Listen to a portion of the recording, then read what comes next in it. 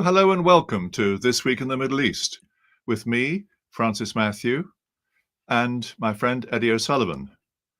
And this week we're joined by John Roberts, eminent journalist who's followed the region for many, many years and authored several books, including some time ago now, Pipeline Politics. So we hope to talk to him on some of the oil and Caspian issues we're going to get into. But let's now look at the headlines. In This Week in the Middle East, more than 100 people were killed trying to reach a relief convoy near Gaza City. Reuters has reported that grain ships originating from the Black Sea or bound for Iran are about the only ones still sailing through the Red Sea. Iranians voted on the 1st of March in elections for Iran's 290-seat parliament. The US has sent Turkey draft letters of offer and acceptance regarding its request to buy Block 70 F-16 fighter jets and modernization kits. Abu Dhabi National Oil Company has closed the acquisition of a 24.9% stake in Austrian oil and gas group OMV from Abu Dhabi Sovereign Wealth Fund Mubadala Investment Company, and oil prices edged higher ahead of a decision by OPEC and collaborating oil exporting nations, which is expected in the first week of March, about extending production cuts. So now let me bring in Eddie and John. John, welcome. Good to see you. Hello, Francis. Hello, John. Good to see you all. Well, there's the news there that 100 Gazans were killed in the one of the relief convoys. At the same time, we have the bizarre news that President Biden apparently has agreed that they can fly in aid. They can't apparently agree with the Israelis to get it over the border, so they're going to fly it in. So you have this strange situation where American-made planes will be run by the Israelis dropping missiles, and American-made planes run by the Americans will be dropping food on the same people. John, I'd like to ask you, how do you see this one working through, and where do you see any kind of end game in all this? Where are we going to end up? It's extraordinarily difficult to see any end game. The only positive element is that Israel, Qatar, and the Americans, with a lot of other people behind the scenes, are talking about some kind of a ceasefire that will allow a prisoner swap. In effect, a large number of hostages, not all of them, for a very large number of Palestinian political prisoners. Now this, if it happens, at least enables the world to draw a breath. And most importantly, it ought to include, and I think it would include, provision of fresh aid supplies for Gaza, which desperately needs them.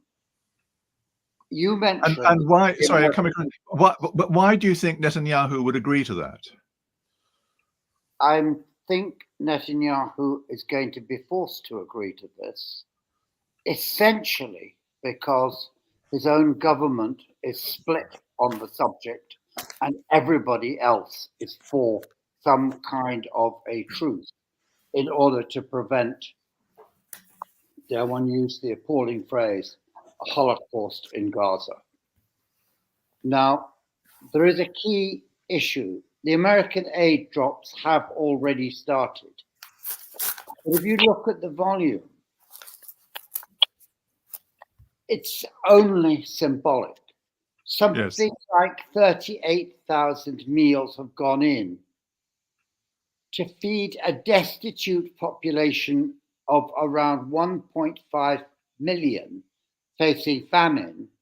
And then, of course, there's a good 500,000 more who are still supposed to be in somewhat better conditions. Note the word supposed.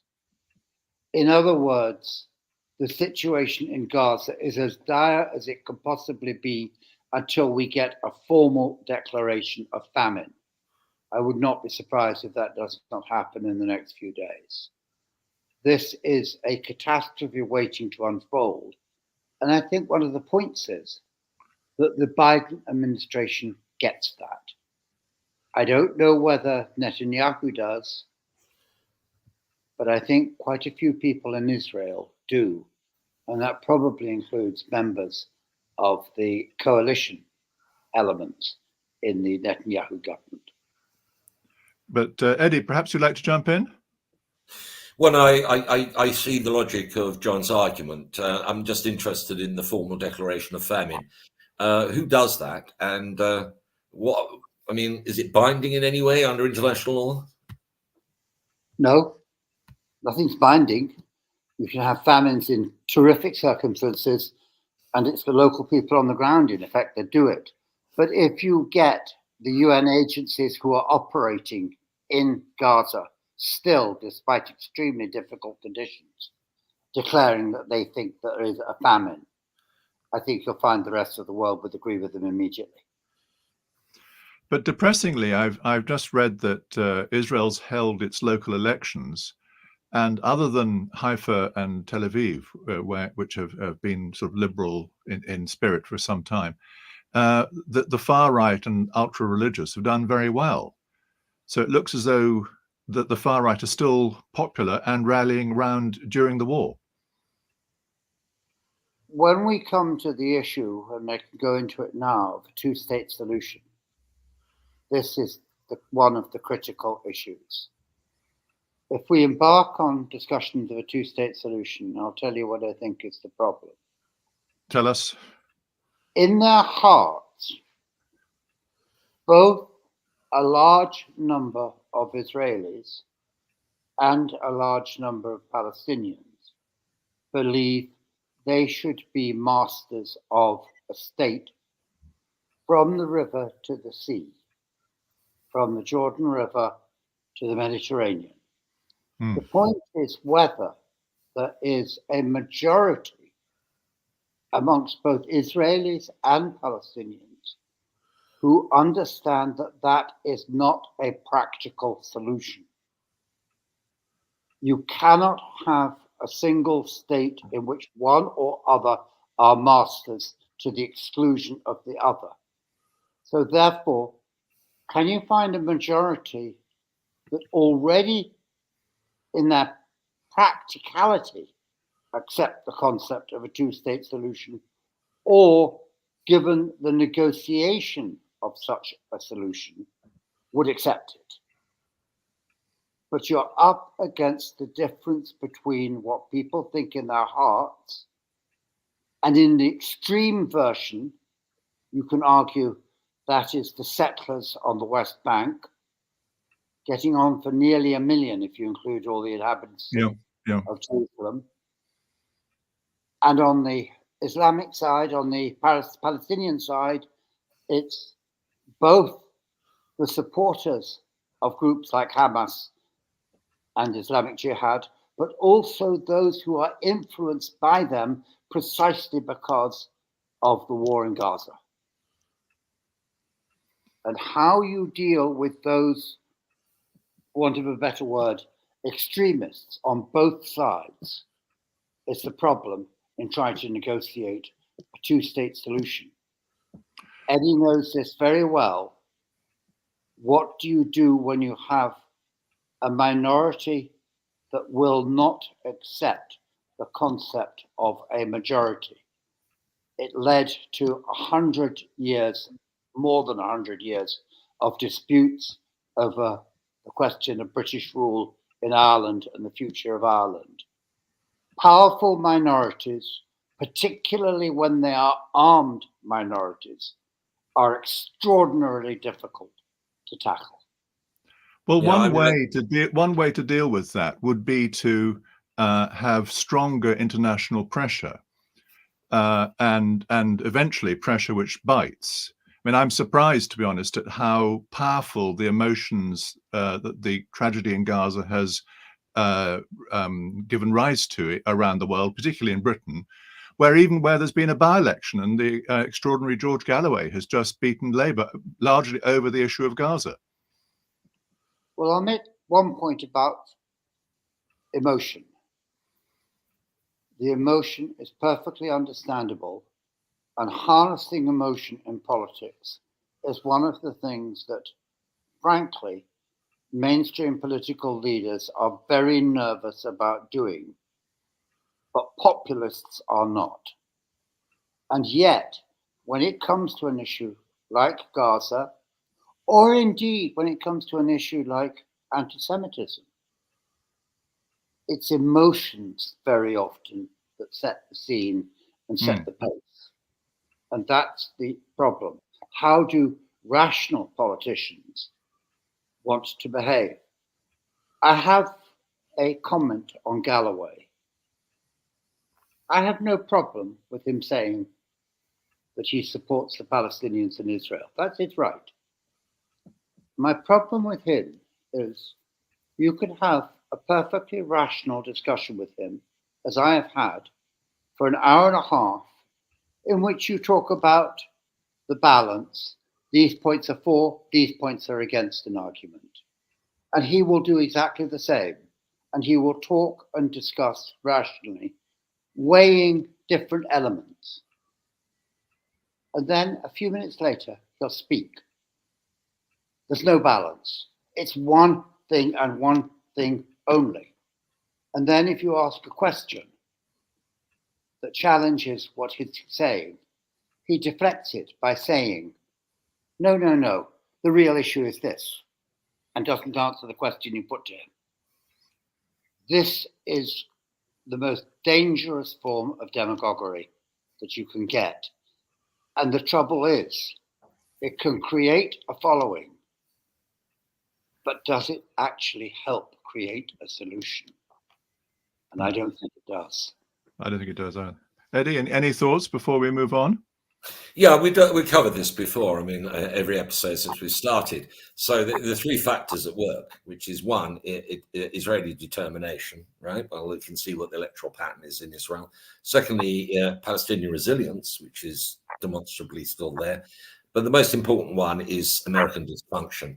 So, and all these things, John, I always look at the top rather than the bottom. And everything is, if you look at the dysfunction in Washington, their inability to come up with any coherent approach is quite evident. And then, so if you look at George Galloway, you can get overexcited about him. I've met him too. And he's now back in the House of the Parliament. He's a remarkable speaker, very fluent, and he's got his own television program. But he wouldn't get anywhere at all, nowhere at all, if the British government and the opposition Labour Party has shown some kind of independence or at least ethical approach to the Gaza crisis. So this vacuum's created at the top. So you talk about populism. I don't see it in those terms. It's a crisis of governance and legitimacy of governance. And that is affecting America, it's affecting Britain, and it's not just there. The liberal enlightenment, the liberal enlightenment states who set the pace for, the last 200 years, are in intensifying crisis and can't cope with this situation. I think you're right. I was using the populist side of the element, but the government side is just as important. One of the key elements in the whole farrago that was the debate on Gaza is the inability for major parties, and I'd include the Scottish Nationalists, Labour, and the Conservatives and the Lib Dems, all the established parties in Britain, to come up with anything that is like the consensus of this is what the House of Commons thinks. The issue of Gaza is not a party one for political point scoring, which all the parties have used it for. It's an issue in which most of the major parties basically are very close in their attitude that there needs to be a ceasefire and that there needs to be much better ways of getting aid into Gaza and the need to be movement towards a proper settlement, proper agreement. There's no structure within British politics for a sense of the House resolution to be put. And I think that's the problem, which means Parliament can't give a lead that counters populism. So to that extent, I do agree with you. There's been a tremendous failure in Parliament. Just one thing, I tend to see this non-politically, actually. I tend to view this as an ethical question about what's right and what's wrong. And it's you would think that the liberal Enlightenment states, the United States, Britain, the European Union, who are founded on liberal Enlightenment principles, would be able to bring to bear an ethical viewpoint, and they don't seem to be able to do it. It's like you don't talk about ethics, you talk about practicalities, and this is leading to the situation we're in. Anyway, look, that's my. This has been the issue for John. Well, last point on this, then we'll move on. I think it's been the issue like this for decades, as the, you call them liberal Enlightenment or West or whatever, have failed to put an arm lock on Israel, and that failure has meant that the far right, as Israel has moved from a more socialist, labor-led over the decades to this, has not felt restrained. I completely agree. Can I continue on that point? Yeah. This is where Biden's age is important, not in terms of his mental capacities, just simply in terms of his background. He grew up in that sort of liberal socialist Israel environment of the 50s and 60s, when to much of the Western world, Israel appeared to be the embattled state. Correct. The point about the role of Irgun, the role of Menachem Begin, the rise of Begin, the rise of the right, the rise of the settler movement, all these challenge that narrative. But by that time, US policy was set.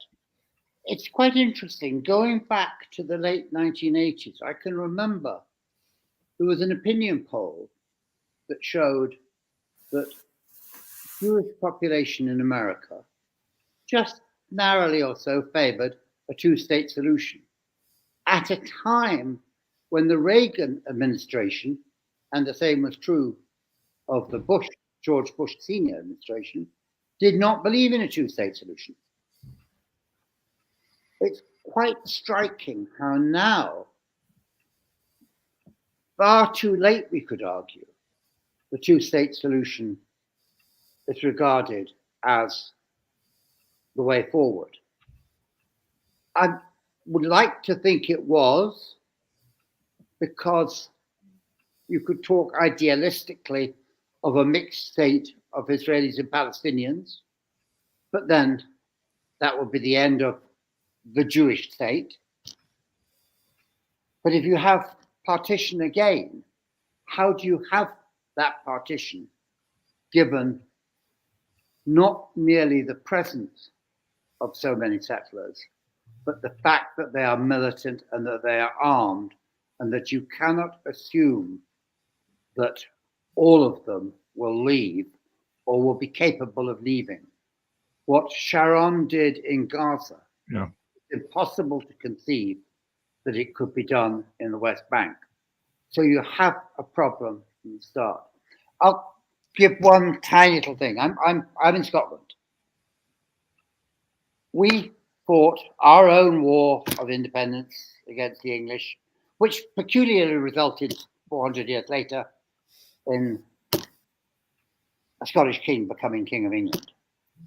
But the peculiarity is that the peace settlement the Scots proposed back in 1320 was a very simple one. And one of the key proposals was you couldn't hold land on one side of the border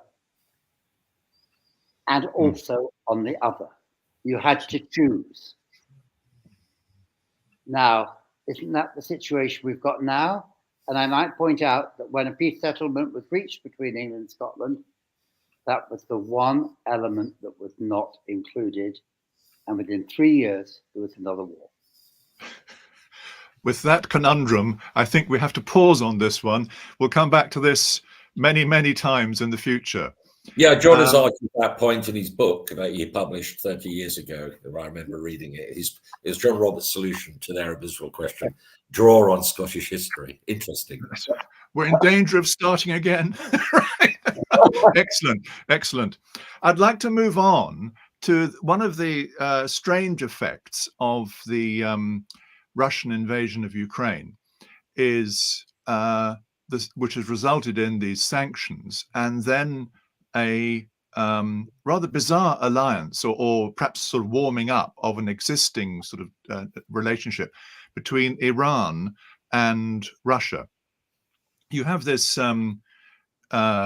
trade corridor stretching from is it Astrakhan in Russia, through the Caspian Sea, across Iran, and ending up in Chabahar, the Indian funded and managed port in the south. So you have this Russia finally reaching the warm water, but through Iran.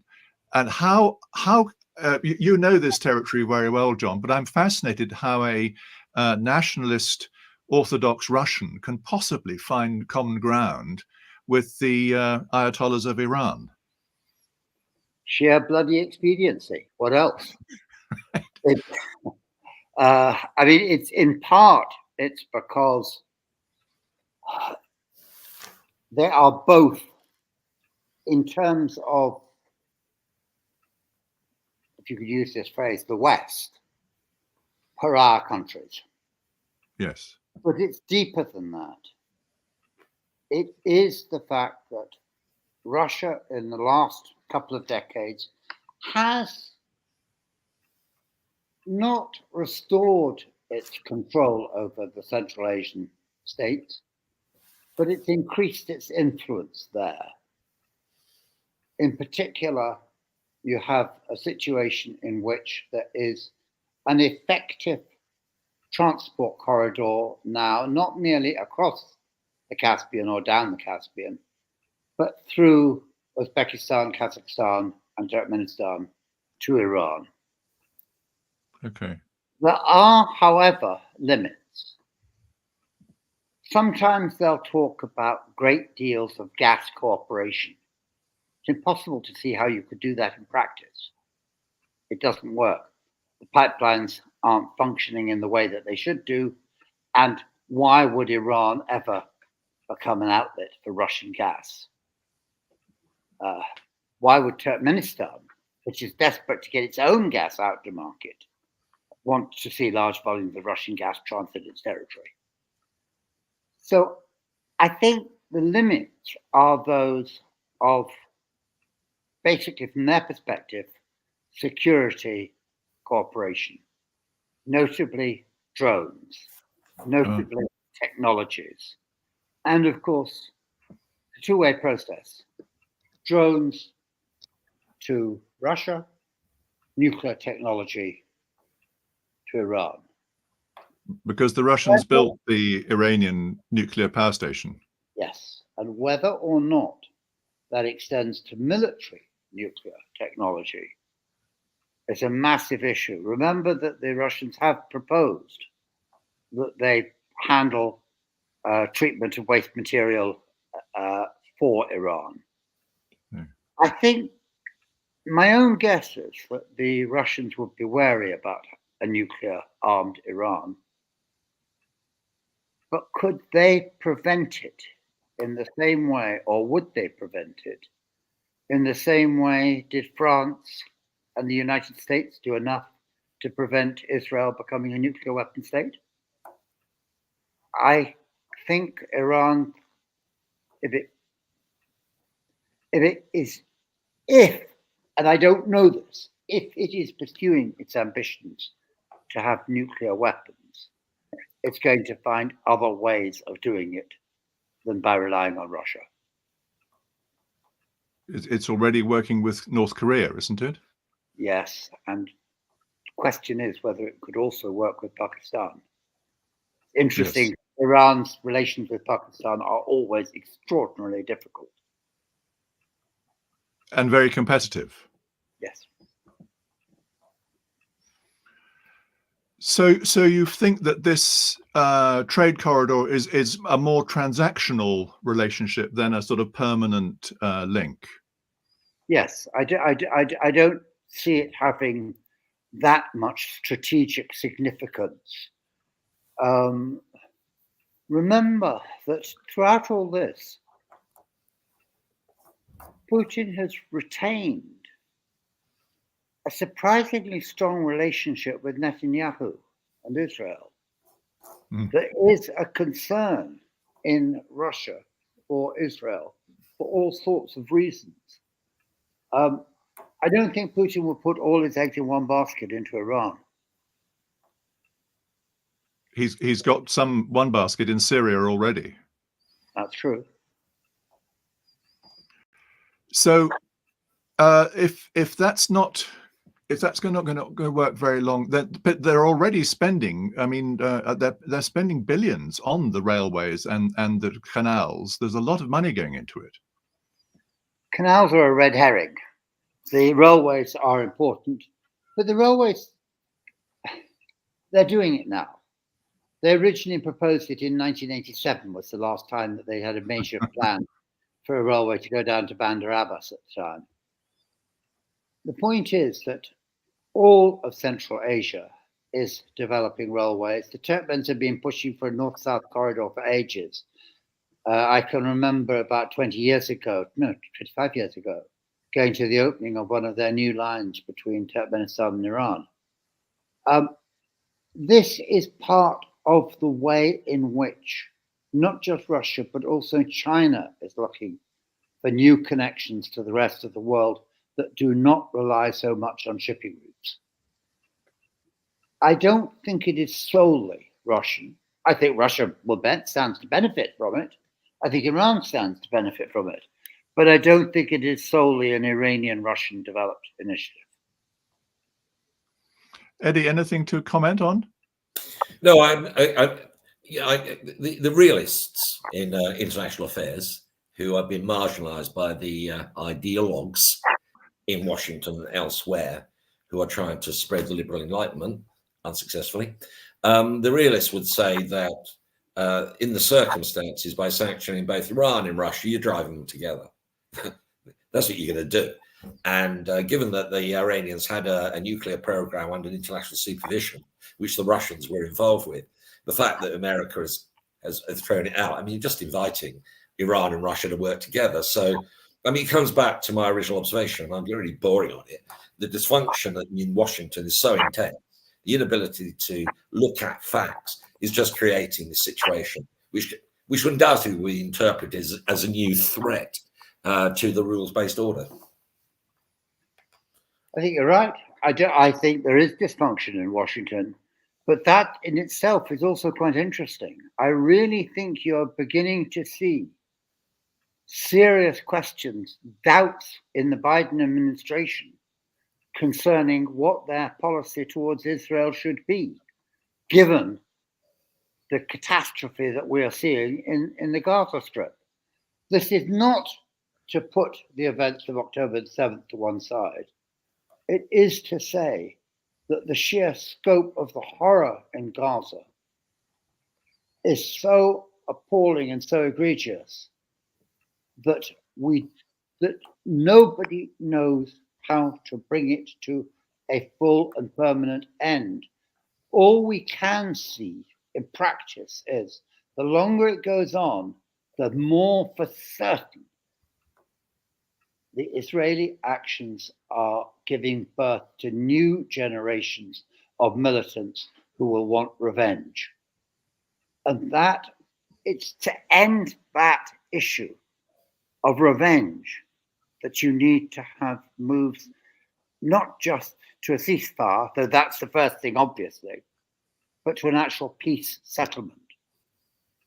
And heaven knows how we can get to that peace settlement, given the failures that we've had, the inability to stick to Oslo, the inability of the dying days of the Clinton administration to reach an agreement between Israel and Arafat's PLO, and the weakness, dare one say it, of the current PLO administration in Ramallah. No, I was shocked when I went to Ramallah. I was shocked at how so many Palestinians just expressed open scorn for the Palestinian Authority, the corrupt and ineffective and collaborators were the words I heard. Eddie, you have thoughts on Oslo, don't you? Oh, well, we're going back into ancient history now. Yeah. Oslo, I never thought would work. And I had very animated conversations throughout the 1990s, not because I'm right, but I just thought people who said it would work were wrong. The deal that I thought promised the best long-term solution was actually the original Madrid process, which was multilateral, whereas the Oslo process was bilateral, as you know, John. And the Israelis used it to pick off, first of all, the Palestinians and the Jordanians. The whole plan was to pick them off one by one. The multilateral process, which George H. Bush put together with James Baker, was exactly the right approach. Multilateral, simultaneous negotiations with all the sensitive issues, but right at the back of the shop, not at the front, right at the back. We'll talk about, the borders and the future political arrangements, deal with everything else first. And what I think is going wrong here, John, and why I think it's completely intractable. I think there is no way out of this. You can't, and you certainly can't think your way out of it. You can't think your way out of it. You can cry your way out of it, maybe, but not think. What's happening is that the crisis in Gaza has now accelerated all the conversation about two-state solution. There is nothing more likely to intensify the entrenched opinion in Israel than to start talking about the two-state solution. If they all start talking, everybody, if America starts talking about a twin-state solution, European, and everybody talks about a twin-state solution, what is that going to do to popular opinion in Israel, where there's never been a majority support for the twin-state solution at any point? Is just going to intensify it. So they're making it worse. And the only way around it is, as I said, it's the dysfunction in America, but that's not going to change. So we're in a cycle. It's going to go on, I think.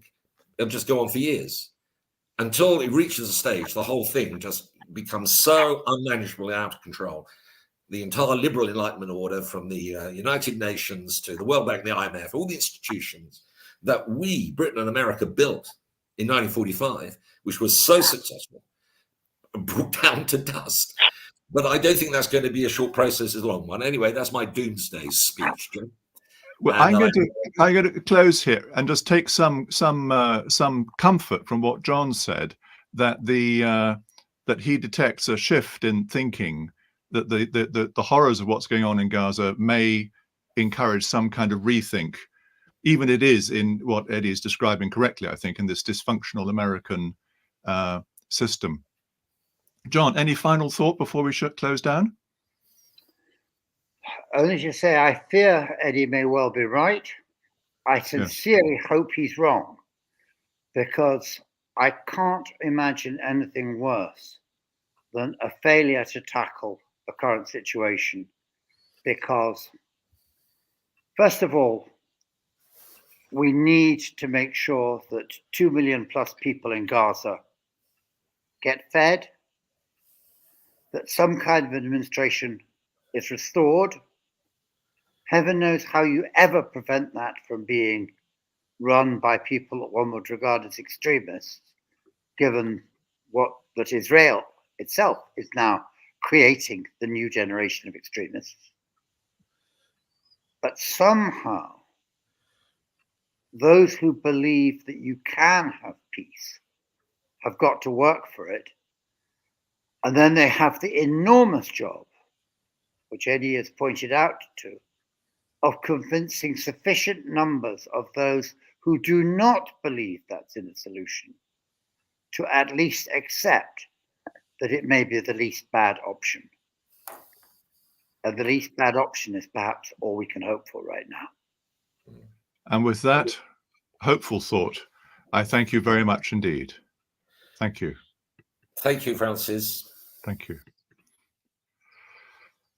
Well, it's a hope, and we just have hope that what John is describing there will actually come through. So with that, I wish you all Assalamu alaikum. wa rahmatullahi wa barakatuh.